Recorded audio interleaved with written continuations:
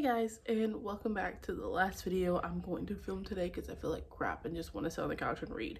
And that's what we're going to do. But today we're going to talk about series I need to finish. A lot of these, I have like 1 or 2 books left in the series and I just haven't finished them. And at this point, I'm using YouTube to hold me accountable. Because if I tell you I need to finish them, you can at least ask me in December, did you finish this series? And I can go, no, let me add it to my TBR. So that's what we're doing here. So the first series on this, I have 1 book left in, and that is the Athena Club is what it's called. Hold on.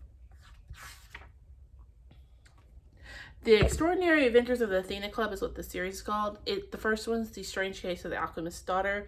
I literally have the 3rd one left. That's all I have left to read this one. This series is one of my favorites. Honestly, it would probably be number 6. If you've seen the video of my all-time favorite series, this would probably need number 6. It follows Mary Jekyll, who her mother, you find out in the very beginning, her mother died, and she now is broke. Her mother's estate lawyer person tells her, hey, your mom has been paying for a Hyde, don't have a first name, to stay at this boarding place, basically. If you go get them, you can save money and it won't, your monthly bills will go down some. So Mary goes, there is a reward for Dr. Hyde. He murdered a man. There's a reward for him. If I go get this Hyde, it could be Dr. Hyde. He's been hiding in plain sight this whole time, and I can go turn him in and get money. Well, she doesn't find Dr. Hyde. She finds her sister Diana. And you learn on pretty early on that she is her father's daughter. Now, he did experiments on himself and turned himself into Hyde. And that's what's going on here. Obviously, Jekyll and Hyde. The best part about this series for me, though, is hold on. One at the very beginning, there's always one place I like showing you guys because it's this. Do you see there?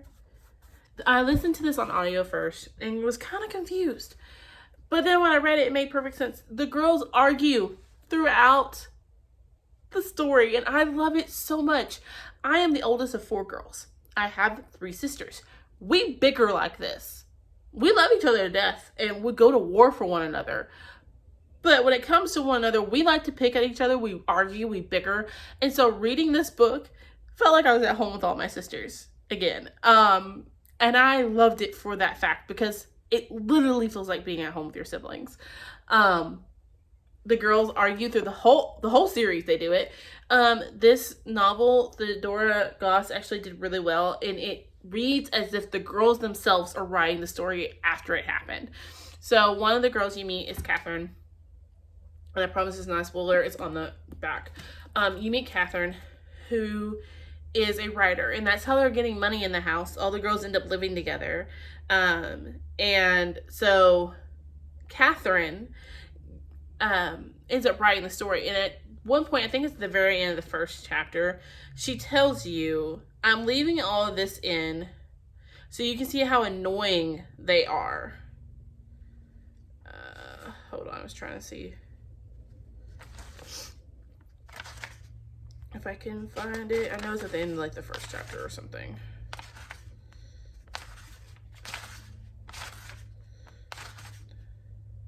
Yes.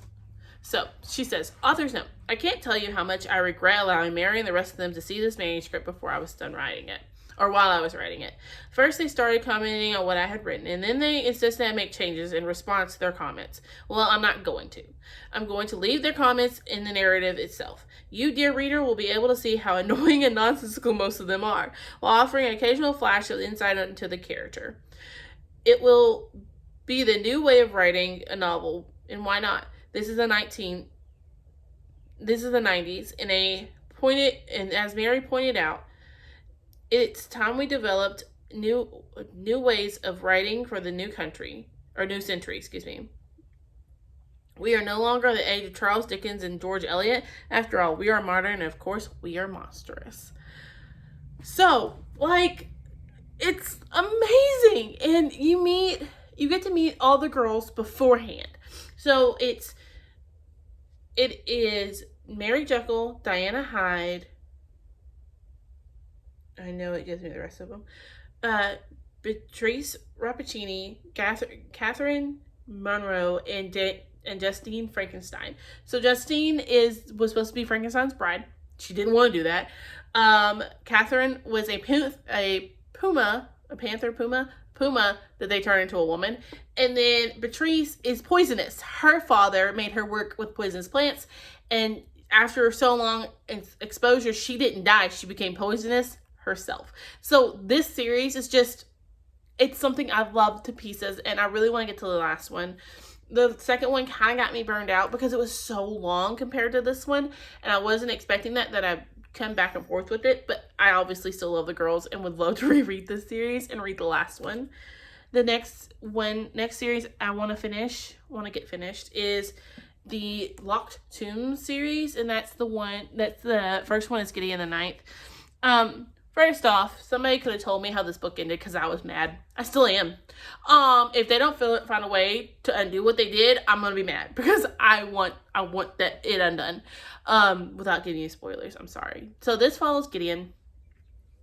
Gideon is stuck on a planet, and basically it says lesbian necromancers explore a haunted gothic palace in space.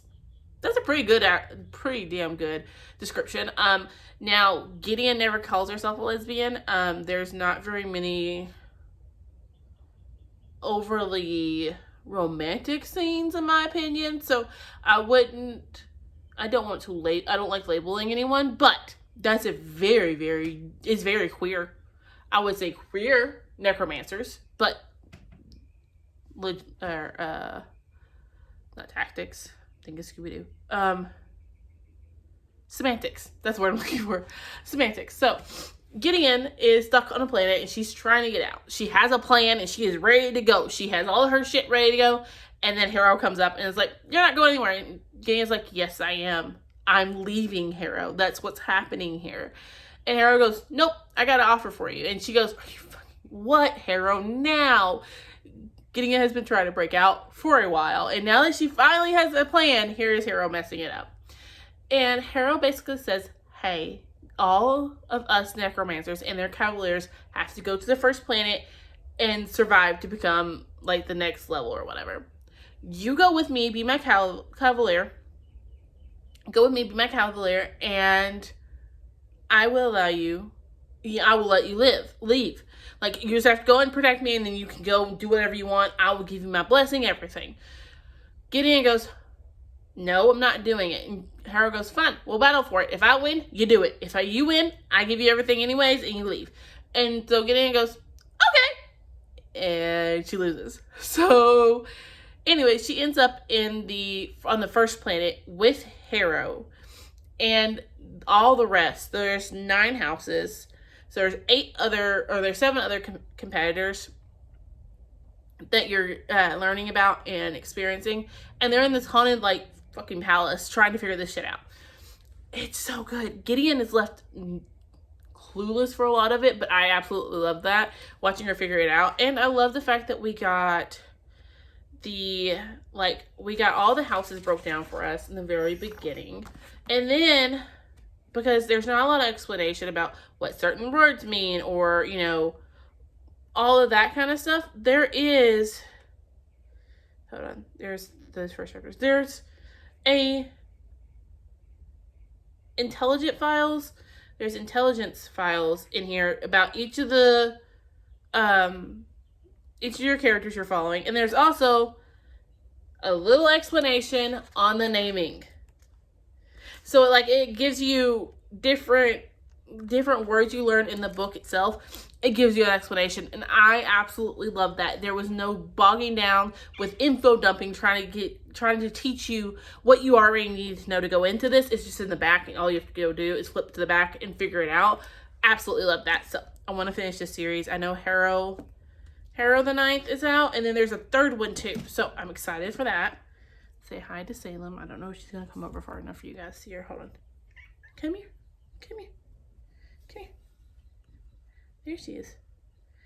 You see her tag. You can just see her tag. There's my girl. Okay.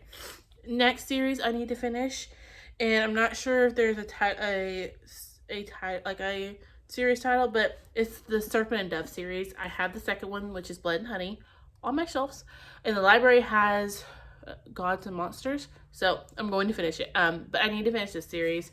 This series follows a witch and a witch hunter who have to get married. Our witch's name is Lou, and Lou, in this world, witches are hunted and killed. The church hunts them and kills them. And Lou, I can't help it, my beautiful black cat. Lou and her friend get caught, or almost get caught. And when they almost get caught, Lou tells her friend to run. And Lou herself ends up in a position where she accuses a witch hunter of rape. The witch hunters work for the church, so it does not do to have a officer accused of rape. So instead, the priest tells them, you gotta get married. You have to get married. Because then it makes it okay. Then, obviously, she's your property, basically. So Lou agrees because where better to hide from a witch hunter than right up under their freaking noses. And shit goes down. I loved this. I honestly enjoyed it a lot. There's not I figured there might be like some insta love with him having to marry her, but there really wasn't. It was so good. So good. I heard a lot of negative comments, and honestly, I don't care. I loved it, and I can't wait to go into Blood and Honey. I heard that Blood and Honey is even more spicy than this one, so your girl's ready. Next is Book of Shadows by Kate Tinnerman. I'm sorry if I'm pronouncing your last name all kinds of wrong. So this is a early 2000s series, I believe.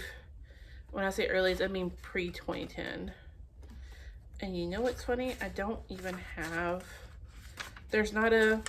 Oh, there it is. Okay. Yes. Copyright 2001. So this follows Morgan. Morgan is a normal girl going to school, doing what she does, and she meets Cal. Cal brings her into the world of Wicca and starts teaching her about the Wiccan practice and witchcraft. And Morgan learns that she's an actual witch. She actually has powers and can use them, and shit starts to go right. I have not finished the series. I've gotten about halfway through. I think I'm at number 7. Yes, I'm at number 7, The Calling. I don't really have much left of it to get through, but they're all tiny. I need to finish them. They're less than 100. This one's just right at 200 pages. Like, they're tiny little things. But I got to book 7, and just because I binged them so hard, I got burnt out, and now I need to finish the series. This one, if you like These Witches Don't Burn, if you like witchcraft books, definitely give this a try. There are 14 books, but they're less than 200 pages a piece. So it'd be like a 4-book series nowadays because they're about 300 pages. You see what I'm saying? So highly, highly recommend. The last series I need to finish, and I have 2. Yes, I have 2 left on that series. That's literally it, just 2. And that is the Vampire... Hold on. Books are trying to follow me. Okay, that's the Vampire Academy series. I got through the first one and actually enjoyed it enough to go to the second one. I enjoyed that enough to go on. And so I finished Blood Promise, I think. I may have to reread them, but I finished Blood Promise, and now I'm just left the last 2 to finish, and I'm done. I'm hoping to maybe pick it up on audio if Scrib has it, and read them, because I think that'd be the easiest way, because I want to finish the story and figure out what happens. I know I had the series ruined for me, and that's why I haven't finished it. Somebody explain to me what happens to Rose's and Dimitri's relationship. Like, I was in the middle of book 2 and they told me. So I had it ruined for me, and I know where Dimitri ends up because it was ruined for me. Thanks. It bugs me when I'm in the middle of a book and go, oh, you're reading that? Well, this is what, like, don't tell me the ending. Like, I've not read these before. Please don't spoil it for me. I mean, later on, I might have been like, I wish you had spoiled it. But, like, I want to experience it for myself first. And so I've not had the drive to pick these back up. And I really want to finish this series because I actually really enjoyed it. But, yeah.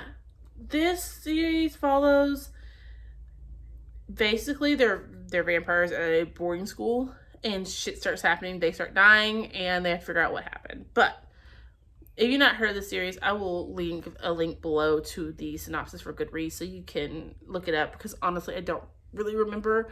I'll probably listen to the first few again like I am for Red Queen. That way I can get a better adjustment of where I was already at and go jump back in and physically read. But I've rambled enough.